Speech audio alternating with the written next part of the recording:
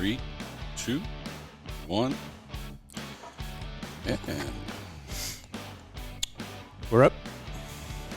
kind of up. Okay. All right, ladies and gentlemen, welcome back to the show. Grow My Middle of TSP. June.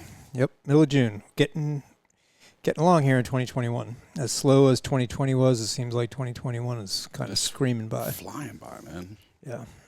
What do you got for us this week? Good news? Well, not if you've been watching the market. No, it's not. It's not horrible. Well, yeah. I mean, it depends, right? It's not horrible if you've been riding it out in the G fund for a minute, right? But it's not great if you are stuck 100% in the stock funds right now. Or if you're in a Key West state of mind like me. I like your state of mind right now, bro. I like that shirt. It's Kevin, like Key West Kevin's. Yeah, I've never been there. I need to get down there. We're going this year. I think I would look good in that hat. Maybe not that exact hat, but maybe a hat. Get you one. Yeah, so one of the things I don't think we won't talk about on the show other than right now real quick, but it's the 20th. It's Sunday, the 20th of the month. So we got 10 days, which I'd have to look at a calendar, but I'm not sure how many trading days that is, but it's not very many. So if you bail to the G fund now, if you're in the stock funds now, you're not in sync with us, number one. But if you are in the stock funds and you bail to the G fund, you got to figure out when you would get back in and what would the market look like for you to get back in. And if you don't do it before the beginning of the month, then you'll use one of those moves. So, I mean, it's tactics. And so I'm actually happy to be in the G fund right now. Okay. Market this week. It was a rough one. So for the week, the C fund was down 1.91%, almost 2%. S fund down a little over 2.5%. I fund down a little over 3%. That's a horrible looking chart when we get to it. And the F fund was the only fund in the green and just barely up 0.05%. We've had a lot of people asking about indicators and what exactly are they. So we're going to do sort of a deep dive into the three indicators that we really use a lot: relative strength indicator, MACD, and slow stochastic. So all three of them, there's a lot of math behind it, and we're going to do like an overview of it. And I put the links up. You can either take a screenshot, write it down, whatever you want to do, but I put the links up to where this information is in stockcharts.com, so you can go back and kind of read it and do your own deeper dive if you want. Then we had a question about the Dow Jones Industrial Average and why is the Dow important? And it was a good question, yeah. It was a good question, yeah. So we're going to take a look at the Dow chart and a little bit of the history of the Dow Jones Industrial Average and how it's evolved over the years and why it's important. Bonus chart, we're going to stick with Grayscale because I'm in it and I'm interested, and so I'm doing that chart. It hasn't quite... Hopefully we're okay with that. Oh, yeah, absolutely. It's funny, though. We had a comment. I think it was on YouTube. I don't know if it's from a member or anybody that follows this or it's just random, but they were like, what does Bitcoin have to do with TSP? Not a thing. Exactly. It has absolutely nothing to do with it. The point is, though, we're always going to have a bonus chart that's not the TSP. Normally, it's not the TSP because we cover the TSP. Yeah. So the bonus chart is a learning tool, right, to look at other, securities and assets that we can apply these to that and go, okay, it's the same. Right. That's all we're doing. They're examples of how to use technical analysis. And people are interested in crypto, so it's a cool thing. I mean, you were picking all kinds of stocks for a while. Yep. This one, at least, it has a little bit of interest, for people in crypto. Yeah. But no, it has absolutely nothing to do with TSP. Right. Nothing at all. What it really has to do with, as we showed before, and we'll get to on this one, the reason I got into it was because it had hit that 62% retracement level off the high on crypto. So, it has nothing to do with crypto. It really had to do with Fibonacci retracements, which is why I did it. Right. And I'm continuing to do it now because I bought it, and I bought it super cheap relative to the high. And it's something you're looking at and watching. So, we can study the charts along with you. That's all. And take these same learning tools and apply them to TSP. Exactly. Yeah. All right.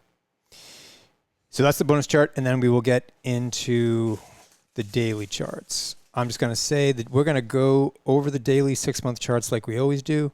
But this is definitely the time that you want to be a subscriber, because this weekend's newsletter is going into a lot more detail than we're going to go into in the show. Okay. So, relative strength index. So if you go to, hopefully my pen works today. Here's the link. So we'll give you guys a minute to write it down or take a screenshot or whatever you want to do.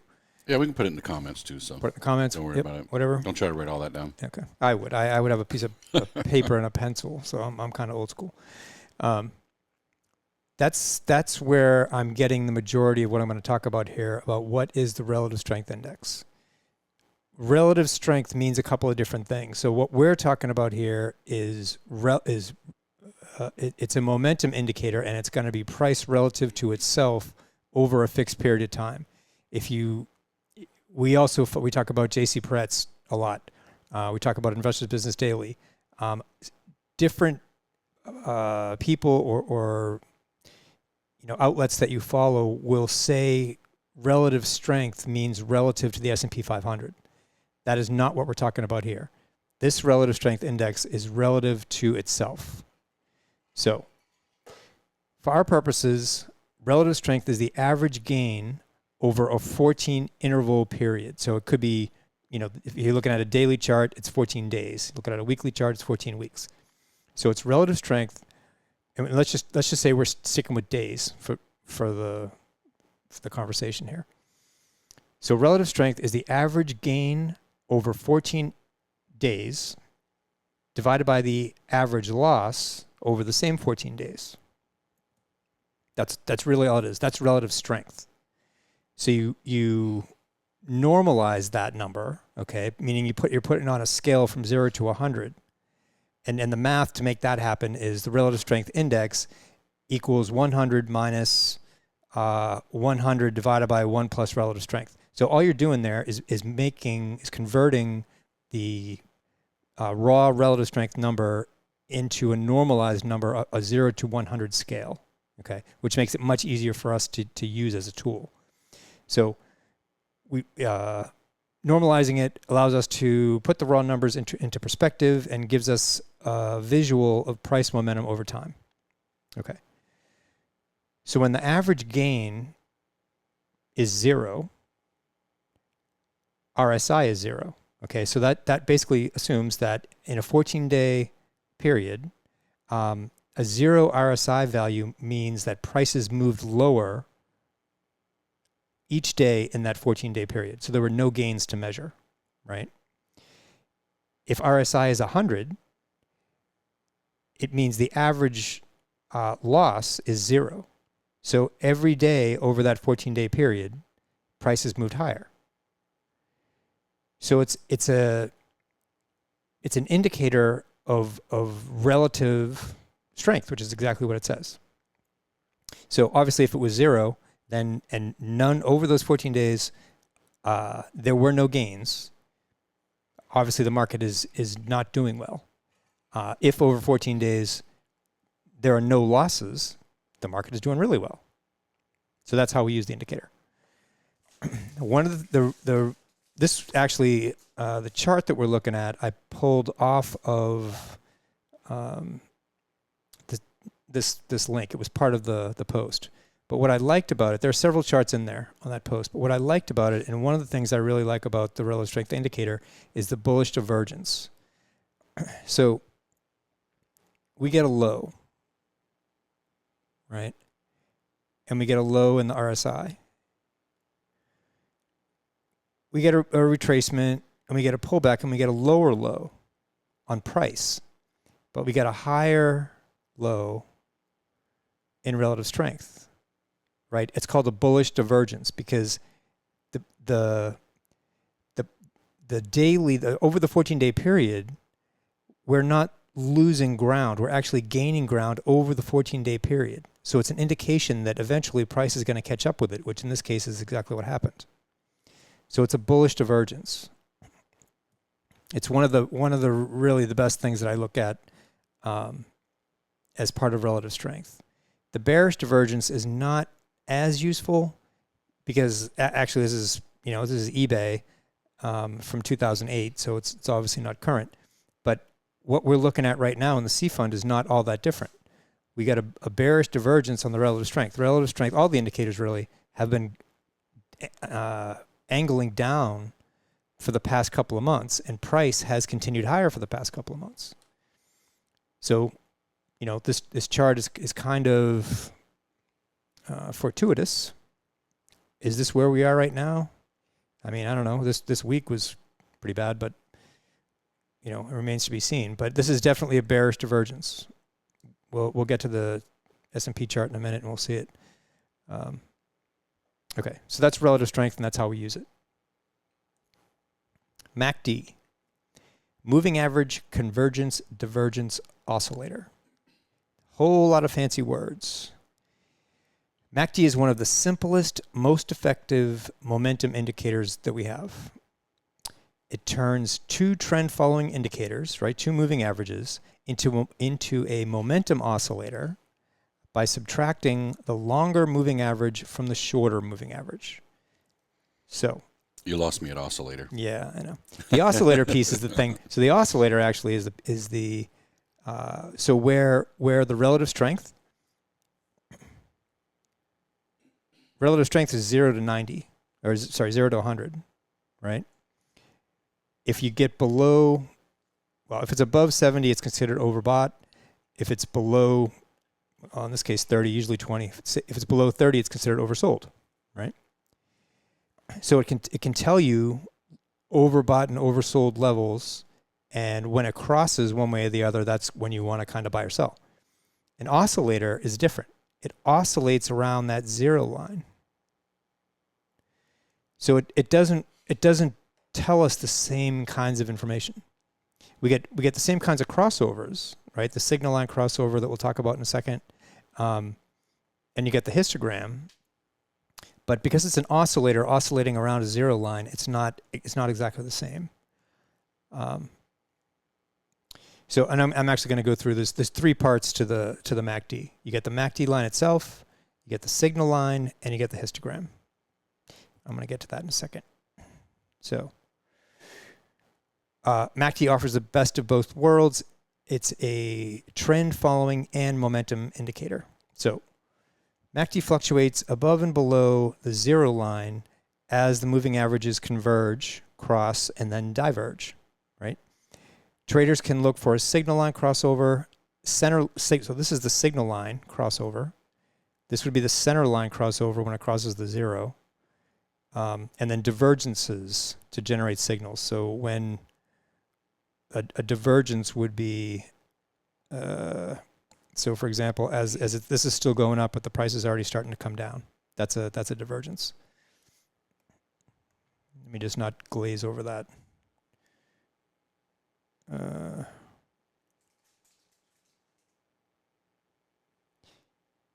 We still have a positive MACD happening here, even though price is starting to come down here. That's a divergence, right?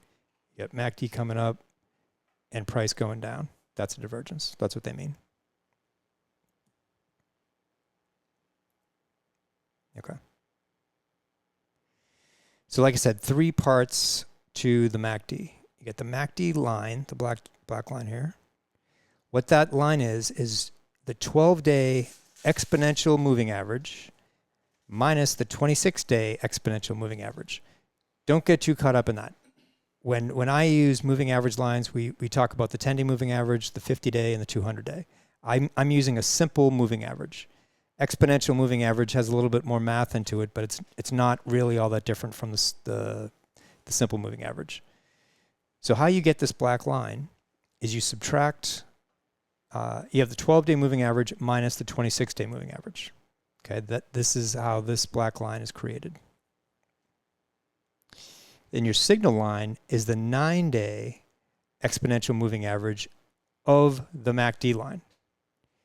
So the signal line is the 9-day exponential moving average of the black line. So it's slower. So what happens is it creates a line that enables the MACD itself to cross through with some kind of significance. And they use the 9-day exponential moving average to do that. So the third part is the histogram, which is this part here. And the histogram is the MACD line itself, the number, minus the signal line. So if your eyes are rolling in the back of your head, I don't blame you. Mine do too. That's why I look at the charts and not the math. But the math behind it, is obviously important. It's how we get this visual interpretation. What really matters to us, for me, is the crossover points. You can see the crossover here. The histogram turns positive. The MACD turns positive on a big price day. And we're off and moving. That's the value of the MACD. Okay. Slow stochastic.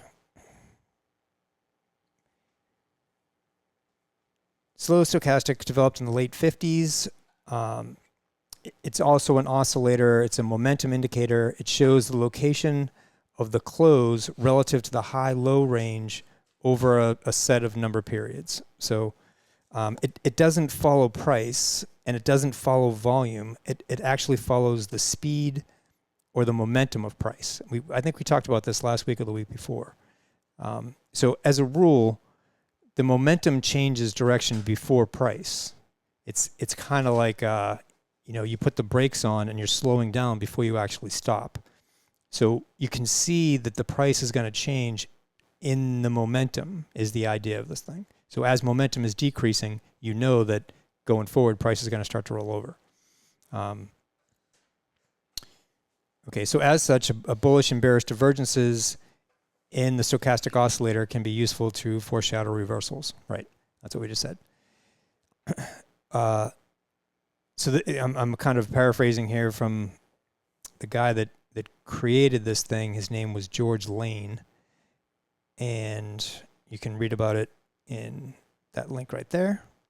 So Lane also used this oscillator to identify bull and bear setups to anticipate a future reversal. As the stochastic oscillator is range bound, it's also useful for identifying overbought and oversold levels. So range bound, kind of like relative strength, it's between 0 and 100. So if it's above 80, it's overbought. If it's below 20, it's oversold, as opposed to the MACD, which is oscillating around the 0 line. So for our purposes, and this is actually a pretty good chart. You got a whole bunch of different ways to look at this. You get this crossover of the slow stochastic right there, but you still have prices moving higher, right? Not unlike what we have going on right now. So the stochastic comes down, consolidates a little bit, and then finally breaks below the 50 level, which is coincident to where price broke below that support level right there, right? This is the other important part of this. We're starting to see it turn back up. So we don't see any further on this chart, but we also had a big reversal day there in price. So I don't know for sure, but I would fully expect that the price went higher from there. And you can see it coming because you, as J.C. Pretz would say, are trading the smiley face down there. Okay?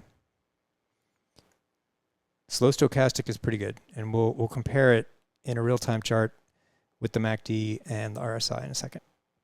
The other question was about the Dow Jones Industrial Average.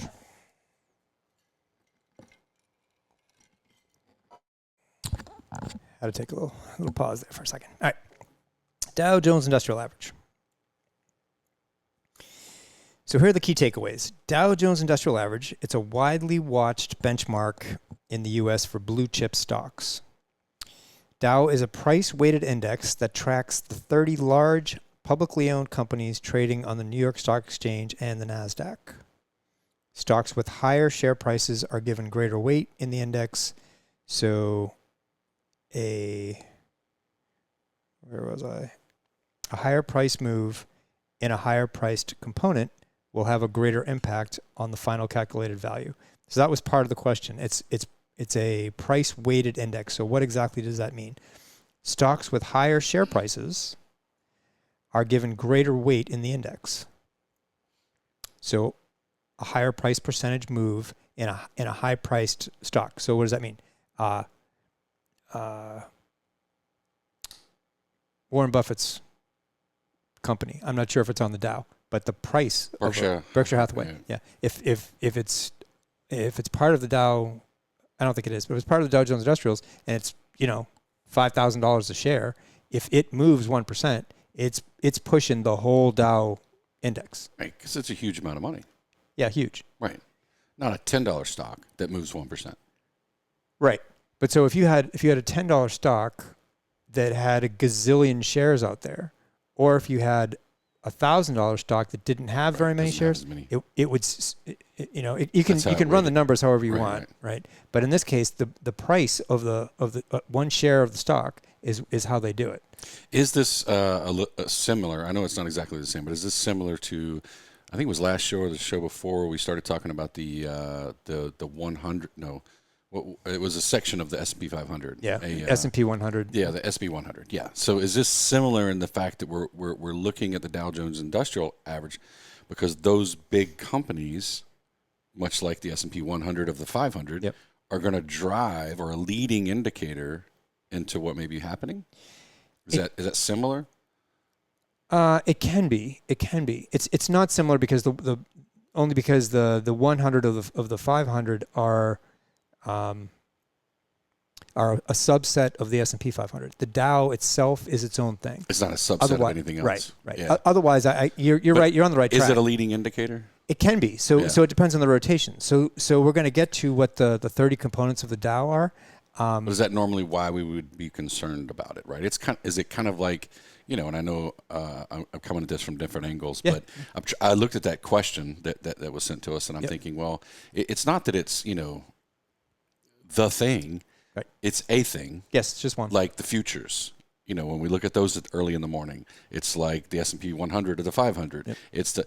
You can't look at just one thing. For sure. Right. And so when you look at all of these to try to find, because what you're trying to do is see the higher probability. If you have more indicators, right? This is why in any kind of analysis, right? I come from military analysis, intelligence analysis.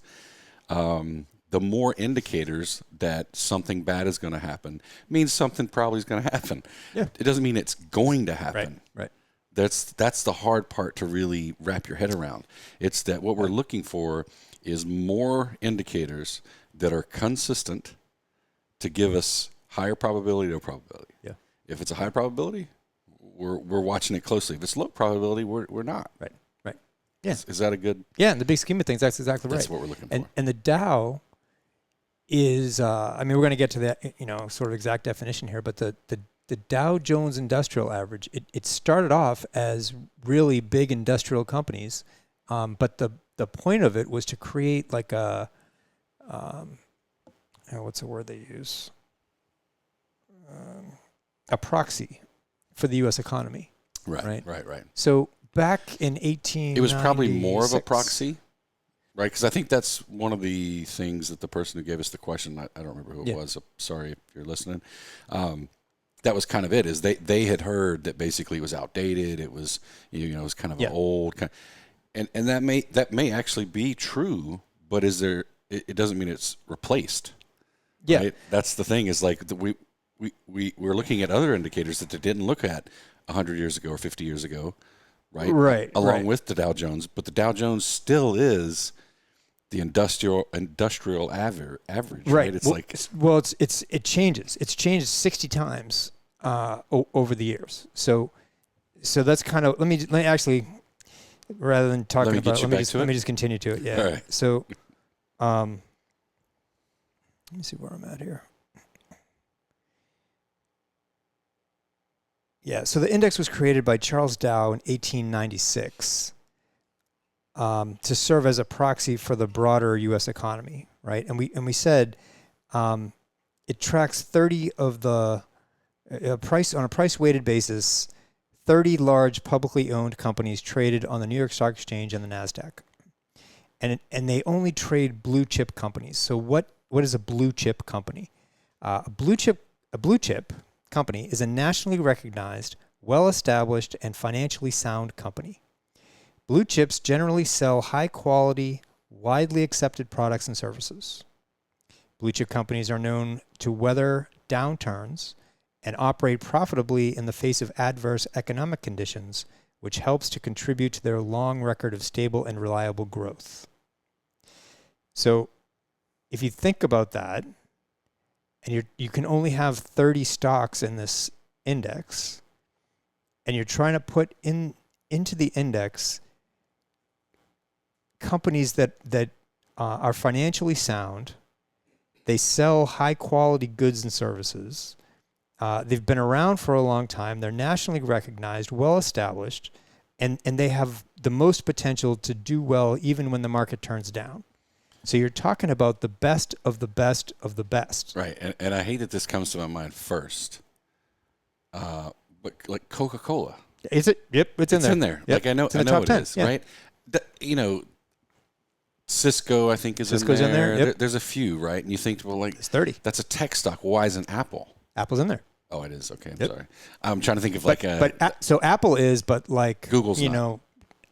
Google, I'm not. It's not in the top 10. I know there's some tech. Snap is not in there. Right. There's some tech that you would think, my God, they have to be in there. Well, that's the thing. All the tech stocks that did really well after the coronavirus crash, none of them are in the Dow.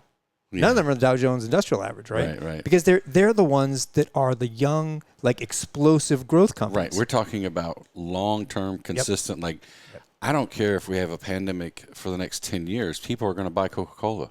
Yeah. They shouldn't.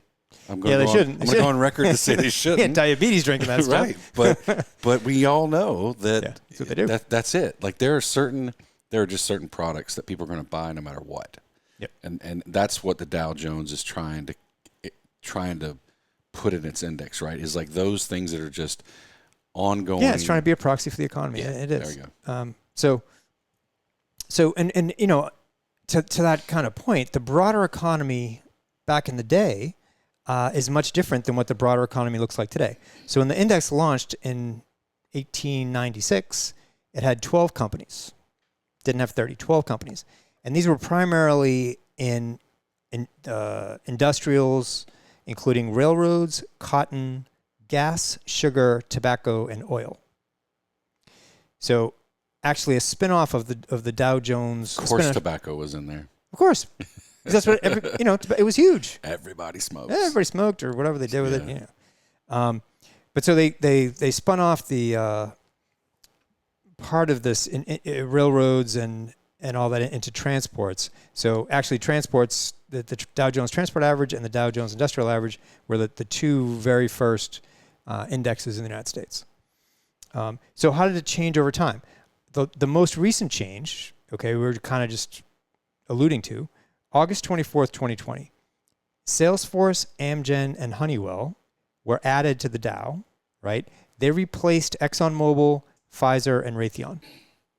Okay? So you're talking about... That's kind of interesting that Salesforce is on there. I probably should keep up with this better with it, who's in the Dow Jones. Salesforce is huge. It is massive, but you don't really think of it like you would. I wouldn't, and I'm a tech guy, right? And I've known what Salesforce is for decades. Yeah. But you normally wouldn't really think of it as one of those kind of blue chip stocks. You think of it like a lot of other tech stocks where they are like so embedded in the underlying. That's why they're in the Dow. Yeah, exactly. Right. Yeah. Right. Which is the reason why I kind of bring that up is I think the whole point of this is to show that the reason the Dow is useful as an indicator is because over time it changes companies so that we're looking at companies that probably would give us an indication of the overall market. Exactly. Yeah. And if Salesforce is embedded, behind the scenes in all of these major corporations and they're doing well, then you can expect that's going to that's a representation of the economy. Right. That's kind of what I'm getting at. That if some folks are having a hard time wrapping their head around it, like it's like that. Like Coke is an example of just like a product people are going to buy, whether they're sick or well or pandemic or not. They're going to buy it, right? And then Salesforce would be a kind of a product where people just don't have a choice. Like companies don't have, they run on it. Yeah. They have to have it. It's like Cisco. You have to have it. You have to have the pipes to make the internet work. 100%. Right? Yeah. You have to. So just to kind of sum up the Dow Jones Industrial Average here, the top 10 are 3M, American Express, Amgen, Apple, Boeing, Caterpillar, Chevron, Cisco, Coca-Cola, and Dow Chemical. I mean, it's just the top 10. It's a huge representation of the broader core economy, right? I mean, Caterpillar, Cisco. Yeah, most people wouldn't even think about Caterpillar unless you understand something about farming and agriculture. Yeah, and or if you understand that China is about to take over the world and they need all these Caterpillar products to create the this new Silk Road. They call the new Silk Road thing they're building. Yeah, just infrastructure. Infrastructure. It's just infrastructure. And actually to the new machinery to build stuff. To the infrastructure package that I think the president is either just signed or is just getting through the House or whatever. That those industrial companies, the Dow should do well, because if they already signed the check basically for the infrastructure projects, they're going to need to buy the stuff that's going to enable them to build those projects. So the takeaway is that we look at the Dow because... We look at the Dow because it's a representation of the overall economy. It's not one of the TSP. And that's actually another thing we should probably point out, because a lot of people think that because the S fund says it's the Dow Jones, whatever. No, it's not the Dow Jones Industrial Average. Yeah, because that would not be a good index to have. For the S fund, no. Because they created the Dow for a different reason. Right. It's to represent the economy, not necessarily as an investment product. Well, I mean, it is and it isn't, right? I mean, it's just a different way of looking at it. Well, now we're getting into a different thing. Dow Jones as a company has a whole bunch of things. A bunch of stuff. Right. They own the Wall Street Journal, all these different things. The Dow Jones Industrial Average is one of the indexes in a menu of Dow Jones products. The Dow Jones Total Completion Stock Market Index, the S fund, is the S fund. Right. It's similar to the Wilshire 4500, I mean, some of the stuff you gotta read about and play with to understand, and the language is what it is. And at the end of the day, for what it's worth, the BlackRock had to choose. The Federal Thrift Savings Board, they had to choose something. Yeah. So it is what it is. But you're right. A lot of people get confused that the Dow Jones Industrial Average is the S fund, not the same thing. Absolutely not. Yeah. So okay, hopefully that helps with the question about Dow Jones Industrial Average. All right. Bonus chart. Grayscale Bitcoin Trust. So I was looking at this because we hit the 61.8 retracement level right there. So I bought it like right in here somewhere. You just turned me way up on volume. Okay. So I bought it in here. No, you turned me way down on volume. Oh, there you go. Okay, good. Doesn't sound different to anybody else. Really? It's just us. It is. Sorry. It's booming in my headphones. I hit the wrong button. Okay. Hit the other button because it's still booming in my headphones. All right. Can't take the guy in the island shirt. Jeez. All right. It's messing things up. So I bought it like right in here somewhere. When it broke down below a gap down, I had to sell it on that day. I had no choice. No problem. Since then, it rode up to the 50% retracement level and hit resistance there. So now I'm watching right here. See if I can zoom that in. We had a big down day today. It was down a little over 4.5%. And one of two things is going to happen. I got to zoom out to show it. Either we're going to have left shoulder, head, right shoulder, which means prices go higher because you would have a bottoming head and shoulders pattern. Or we got 1, 2, this is going to be 3, 4, 5 and prices go lower. Either way, it doesn't really matter to me because I'm out. I took this loss. I accepted that loss that I took. And with what I have left, I'm looking for a reason to get back in. So if this is the neckline, which would sort of correspond to the 10-day coming down to the 50, and if it breaks out right there, everything will be very clear that you need to get back in. And that's when I would get back in if that happens. If it doesn't happen, we'll get another leg lower. And if we get that, which is kind of what this looks like is going to happen. There we go. So as soon as this turned back up and this turned back up and this turned back up, this would turn back up and I would get back in. It's kind of straightforward. It really is. Yeah, it is. And I mean, a lot of this goes to, again, why are we looking at charts like this? It doesn't matter what the chart is. It doesn't matter what the security is.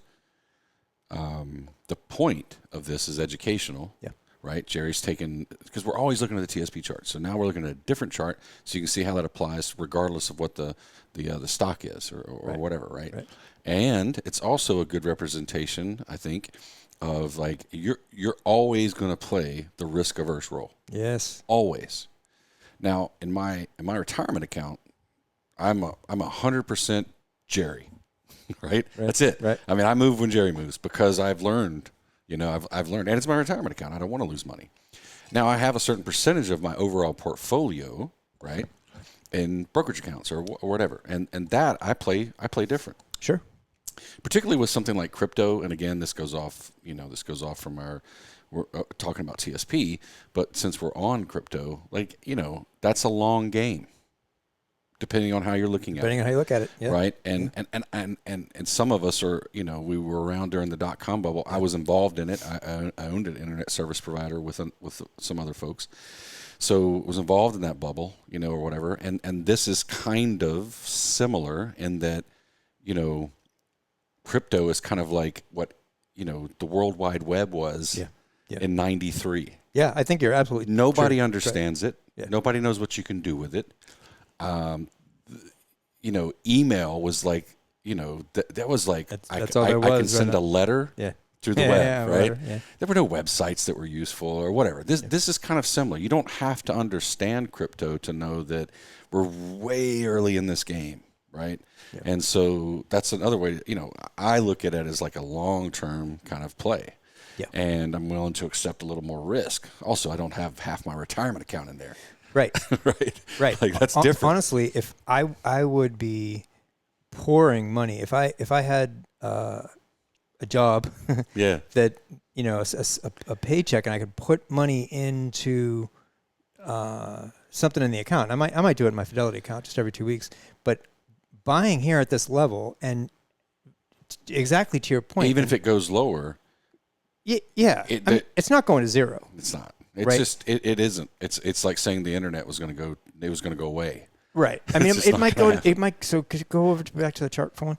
So it might go to the next Fibonacci level down, which is 0.78. And even if it's down here somewhere, if you start putting money in like in here somewhere or here or whatever, you're already 62% down from the high that it is right now. Right, you're still in good range. This is a good buy range. It's a good area to buy. In the big scheme of things, in the next 10-year scheme of things, absolutely. Not 6 months, but again, and this is we're not advising anybody to do this stuff. No. But what we're trying to do is give you all perspective, right? Because we harp on TSP and we want people to understand the difference. What Jerry and I are talking about right now is more along the lines of what we would do in a brokerage account. And that's what you're going to hear from most of the folks that are talking about investing. They're not going to talk like we talk about the TSP, but sometimes that just gets glazed over. Yeah. And so I like to kind of pull us back into reminding people, particularly like this may be the first time somebody's watched our show. Yeah. And they're going to be like, wow, these guys talking about Bitcoin, and I'm just going to take all my money out of the TSP and put it in Bitcoin. That's not what we're saying. No. What we're saying is, and I look at it as more like a 1%, 5%, 10%, like those kind of small chunks of my overall portfolio I'm willing to learn and play with, right? And that's risky. Yeah, sure. Right? My 90, my 95%, my 99%, no, I'm not I'm not risking that. Yeah. I'm sitting. If it's time to be in the G fund, I'm in the G fund. Yeah. I'm not out here playing because first of all, in the TSP, we don't have enough flexibility to play that game. Right. That's the real takeaway for anybody watching this is, if all you do, is manage your TSP, forget about anything else, you're in the long game. Yep. You're not in the daily, weekly game. You're in the monthly, yearly game. Yeah. It really, you do have to keep the weekly, daily, intraday, all three of those time frames in mind as you look at these different things. Because that's the only way you could get, try to be ahead of the trend. Yeah. Right. That's the only way. But in the bigger picture, you're really only worried about as far as returns and those kind of things like monthly, yearly. Yeah. You're not worried about because it went down 1% today. No. Right. Yeah. I mean, that was a good thing about, or a thing about COVID, right? It came down we say 34%, right? That's close enough to the 38% retracement level from, it's amazing how the Fibonacci numbers work. And if you had gotten down to say 30% and you said, you know what, that's close enough for me, I'm going to start buying right here. You'd have done way better than most people. You'd have gotten sort of lucky because you had no reason to believe it wouldn't have gone down to 50% loss. Right. But if you were only going off that, yeah. Yeah. So there's a lot of ways to play the game, like we say. All right. Weekly charts.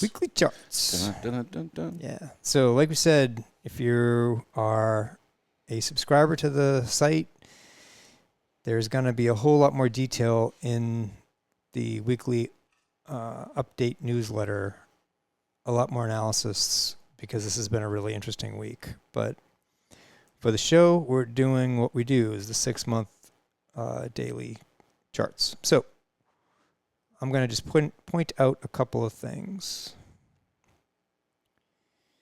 Every time, so ordinarily price tracks the 10-day moving average line, it stays above it.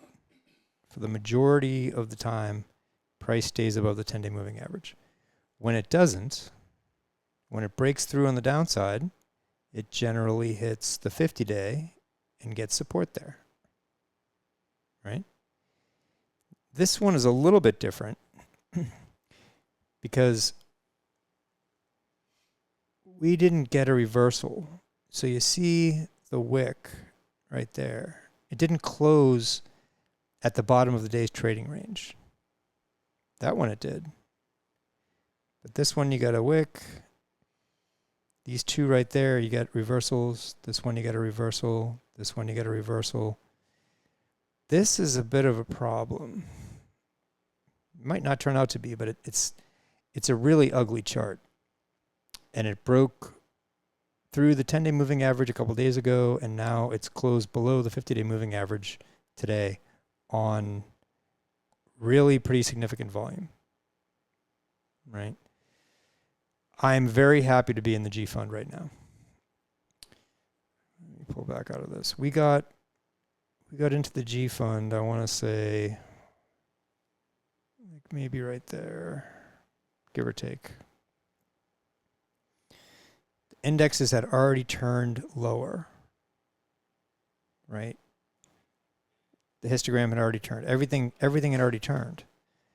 And like we've been talking about for the last couple of weeks, this price move has been like, I don't know if anemic is the right word, but it's wimpy is another way of looking at it. It's just, it hasn't had an explosive move higher, which is why how you see it in the indicators. They're flat.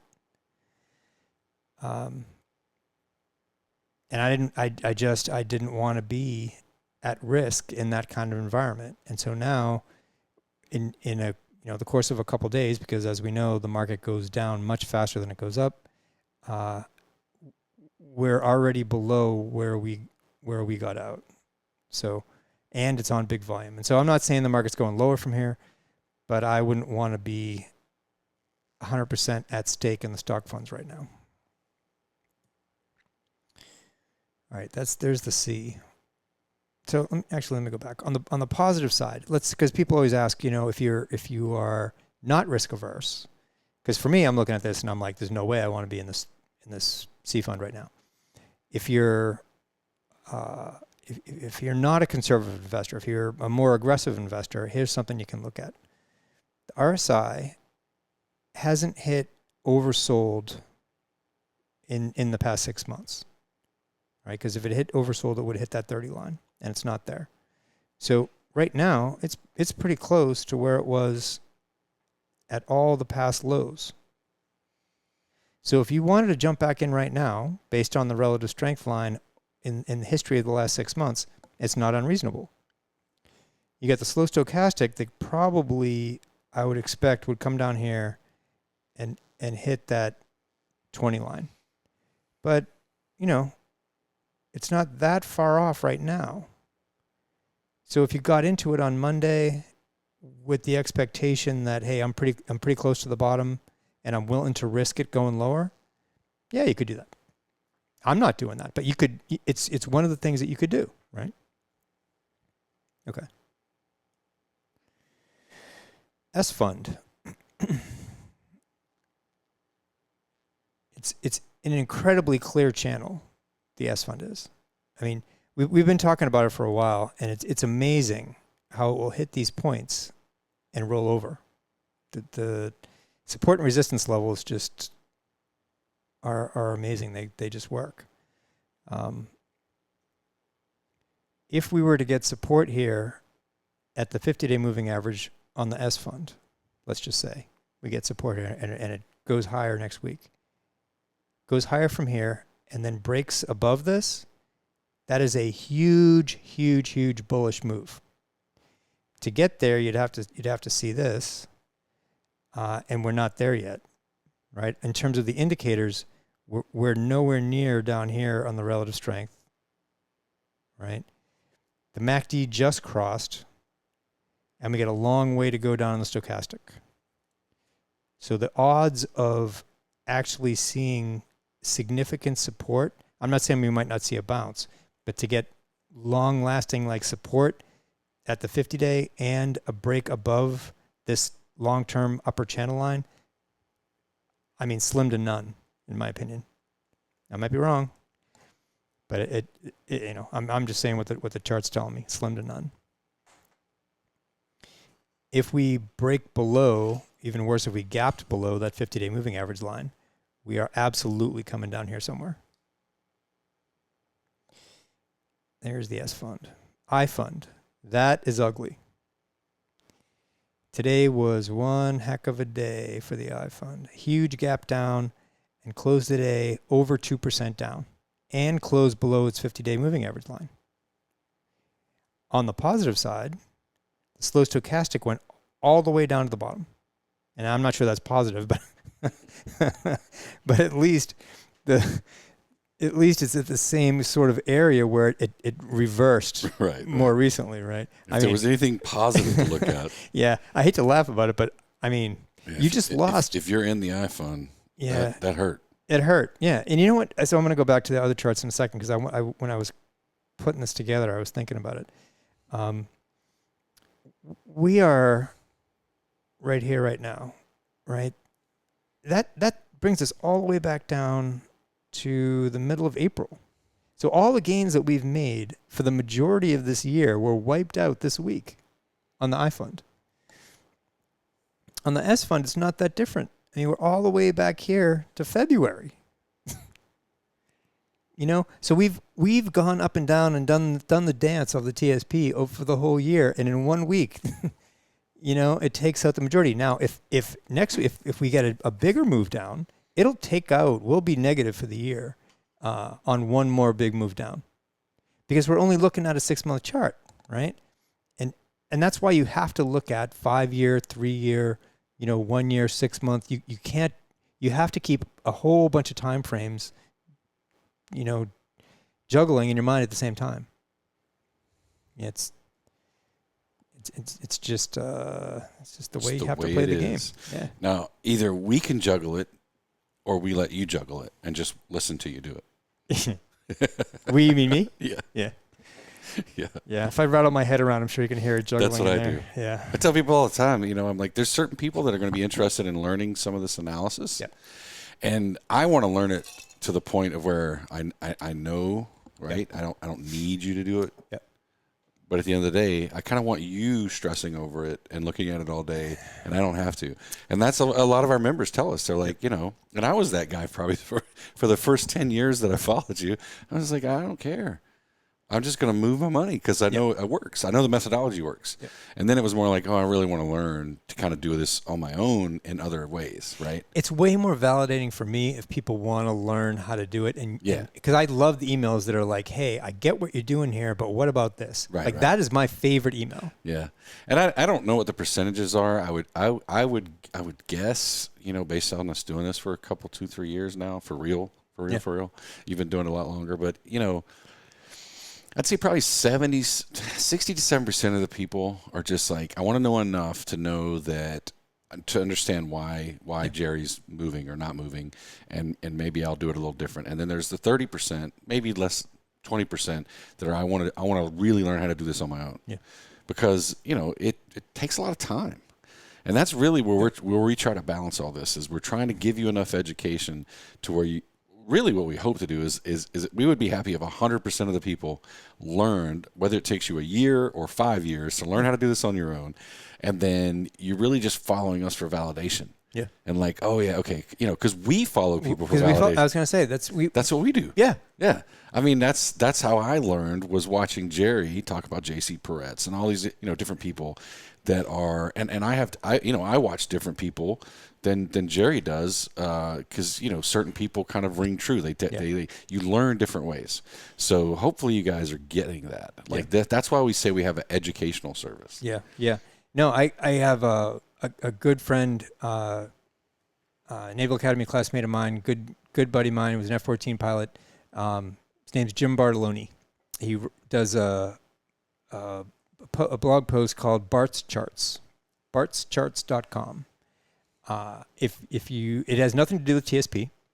It's way out there. I mean, he was a math major at the academy, and he's done a ton of stuff in the investment space, and he's extremely smart. But every month or two, I'll hit him up and I'll be like, hey, is your Elliott wave count the same as mine? You know, and we'll kind of talk through it. And if we really get interested, we'll Skype about it, because, you know, we're both busy. So every once in a while I'll hit him with something and he'll be like, I didn't see it that way. Get up on Skype. Let's figure this out. And so that's what you do. Like, you know, there's no right and wrong answer to this stuff. You kick it around and you try to figure out the best probability, the best second probability, the best third probability, and then you go to bed and see what happens, see what the market does in the morning. Right. And the big picture is, as you get more educated, like this is what I find anyway, you know, being a neophyte, is that the right word? Like in all of this? Sure. Although I've been doing analysis for decades. Yeah, you have a different background. Different kind, right? Similar but different. Yeah, and what I know is, we call it lines in the sand all the time, right? I don't know if that's a military term or not. I don't know exactly where it came from. But we draw lines in the sand, and that's what we want you guys to do that are listening to us. Find your comfort zone. Yep. Find where you're okay with. Don't stress over this stuff. You know, maybe you got to stress over it for a little while because you got to learn and it's a little overwhelming or whatever. But the point is over a 20 or 30-year career, we want you to be able to sleep at night knowing that your retirement account is going to grow. Maybe it doesn't grow as much as your buddy because they were lucky, right? Yeah, sure. Your buddy who got a 30%, return or whatever the situation is, probably was lucky. Unless they're really good at this, and if they are, why are you in the government? Get out and go in the investment world. Yeah, send them our way. Come on, they're buddy. doing 30% year over year. That's right. That's what I'm saying. Yeah. Like, you know, the big picture is make my retirement account increase every year for 20 or 30 years, not go down ever. Like that's what I took away from it when I sent me my quarterly statements, and I didn't really care about how much it went up. I just saw that, like, you know, I'm no math major, but my graph keeps going up. Yep. And I'm like, I think that's a good thing. That's a good thing. It never went down. Yeah. Not through 2008, not through go back to 2000. Like none of those things went down. right? Didn't always go up as much as I wished, but I didn't care. It always climbed up, and that's what we're hoping we can get across to everybody. Yep. So we're at the F fund. We are close. Yep. Last fund is the F fund. We've been talking about it for quite a while, and as you can see, it is a hugely different looking chart than the other ones. We had a big move down in the F fund, and then we got a 1, A, B, C, 2, and we are in the third leg higher. I'm gonna go out on a limb and say that that's what it is. We're in the third leg higher. If we pull back down and get substantially below, the 50-day moving average line, things might be different. But given the volume on the up days here, we just had a MACD positive crossover. Slow stochastic tried to turn lower, but can't. Now it's going higher. I think. I mean, the chart is telling me. I don't think the chart is telling me we're going higher from here. You got now. This. Is it rare that the F fund is going up, and the C and or S are going up with it? Like they don't. I know they don't. They don't correlate. They don't correlate. No. But so here's the crazy term. thing. Yeah, here's the crazy thing about the F fund. And I don't know the answer to basically what the question is that I'm going to be putting out.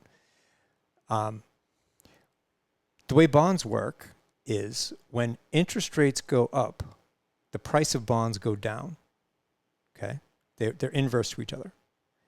So if inflation is going to happen, supposedly is happening, we're in the middle of it. We're just trying to decide whether it's going to be core inflation that's going to last for a long time, or if it's inflation that's just transitory and not going to last that long. If inflation happens and interest rates go up, the price of bonds go down. This chart is the price of bonds. It's not the yield. It's not the interest that you get on bonds. This is the actual price of the bond.